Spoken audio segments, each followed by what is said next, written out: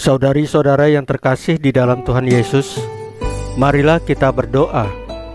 Doa yang diajarkan oleh Tuhan Yesus sendiri.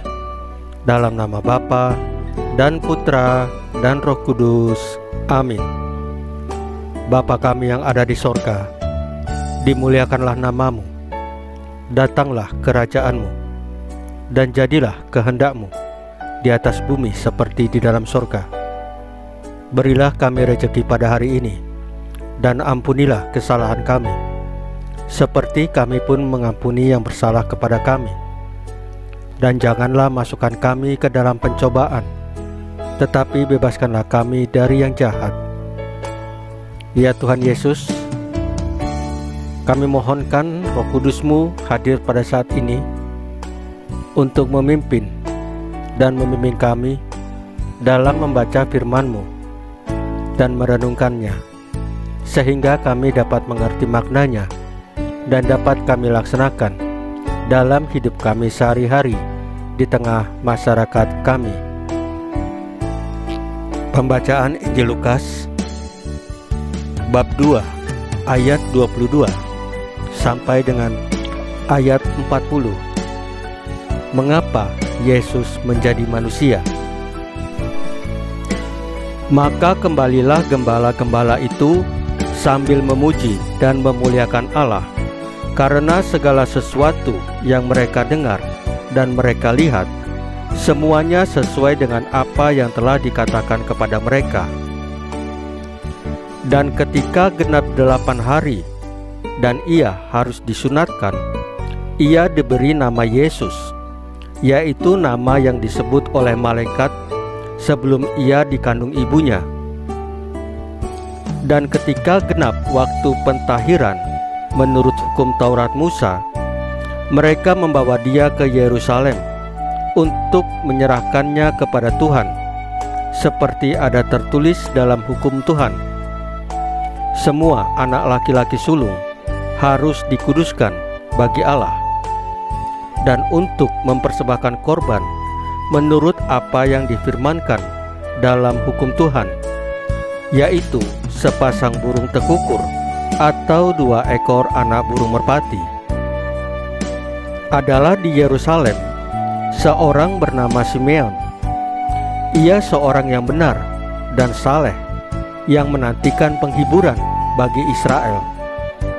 Roh Kudus ada di atasnya, dan kepadanya telah dinyatakan oleh Roh Kudus bahwa ia tidak akan mati sebelum ia melihat Mesias, yaitu Dia yang diurapi Tuhan. Ia datang ke bait Allah oleh Roh Kudus. Ketika Yesus anak itu dibawa masuk oleh orang tuanya untuk melakukan kepadanya apa yang ditentukan hukum Taurat, ia menyambut anak itu dan menatangnya sambil memuji Allah, katanya, "Sekarang Tuhan, biarkanlah hamba-Mu ini pergi dalam damai sejahtera, sesuai dengan firman-Mu. Sebab mataku telah melihat keselamatan yang daripada-Mu, yang telah Engkau sediakan di hadapan segala bangsa, yaitu terang yang menjadi pernyataan bagi bangsa-bangsa lain dan menjadi kemuliaan bagi umat-Mu Israel."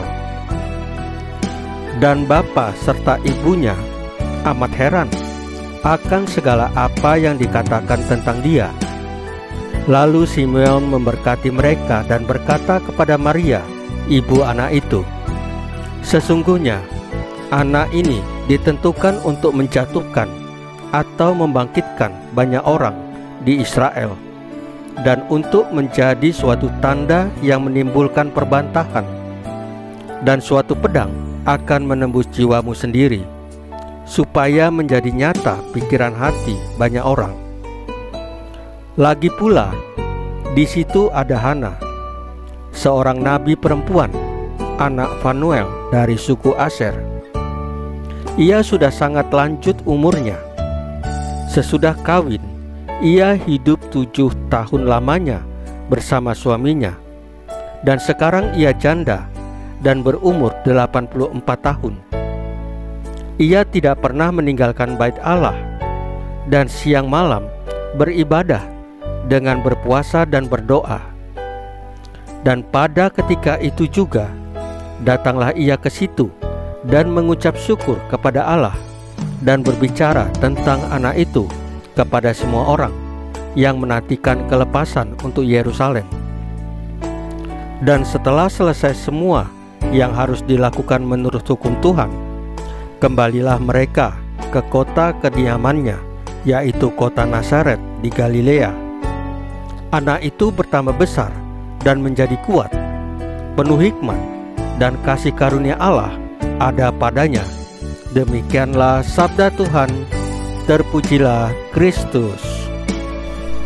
Saudari-saudara yang terkasih di dalam Tuhan Yesus, Sang Sabda yang menjadi manusia lahir dengan darah dan daging, agar ia dapat solider dengan semua yang dialami oleh manusia.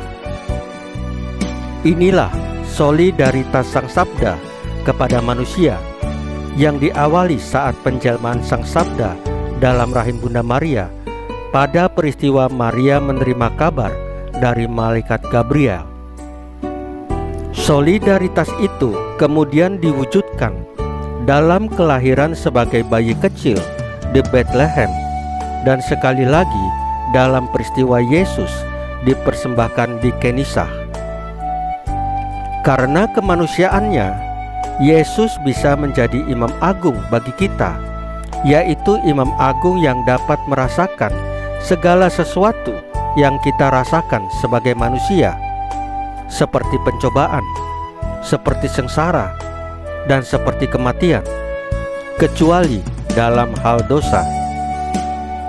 Sebagai wakil kita, Yesus mampu mengalahkan iblis yang berkuasa atas maut.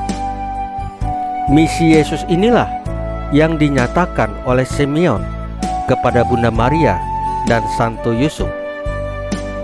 Saudari-saudara yang terkasih di dalam Tuhan Yesus, marilah kita berdoa. Ya Tuhan Yesus, terima kasih atas solidaritas-Mu terhadap kami. Semoga teladan-Mu sebagai manusia yang taat kepada kehendak Allah sampai mati di salib mengobarkan semangat kami untuk berani menaati perintah dan kehendak-Mu. Salam Maria, penuh rahmat, Tuhan serta-Mu. Terpujilah Engkau di antara wanita, dan terpujilah buah tubuh-Mu Yesus. Santa Maria Bunda Allah, doakanlah kami yang berdosa ini, sekarang dan waktu kami mati. Ya Tuhan Yesus, tambahkanlah iman kami hanya kepadamu saja, karena Engkau adalah Tuhan dan Juru Selamat kami satu-satunya, tidak ada yang lain. Dalam nama Bapa dan Putra dan Roh Kudus. Amin.